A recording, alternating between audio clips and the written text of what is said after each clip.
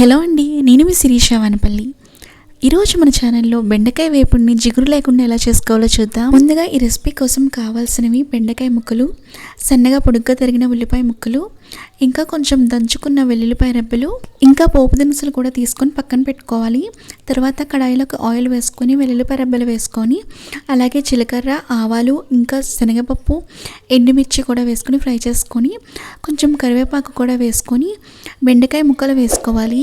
నేను ఇక్కడ 1/2 kg దాకా బెండకాయ ముక్కలు వేసుకున్నాను. బెండకాయ ముక్కలు వేగిన ఒక 5 నిమిషాల తర్వాత సన్నగా పొడుగ్గా తరిగిన ఉల్లిపాయ ముక్కలు కూడా వేసుకొని బాగా కలుపుకోవాలి. బెండకాయ ముక్కలు జిగురు లేకుండా కావాలనుకుంటే లాస్ట్లో వేసుకోవాలి. అంటే ఇవి అన్నీ మంచిగా ఫ్రై అయిన తర్వాత పసుపు, ఉప్పు, కారం వేసుకొని ఫ్రై చేసుకోవాలి. ఇవి వేసుకున్న తర్వాత ఒక 2-3 నిమిషాల పాటు ఫ్రై చేసుకొని స్టవ్ ఆఫ్ చేసుకొని సర్వింగ్ బౌల్లోకి సర్వ్ చేసుకుంటే బెండకాయ ఫ్రై రెడీ అండి. వీడియో నచ్చితే ప్లీజ్ సబ్స్క్రైబ్ చేయండి. Thanks for watching this video. Bye.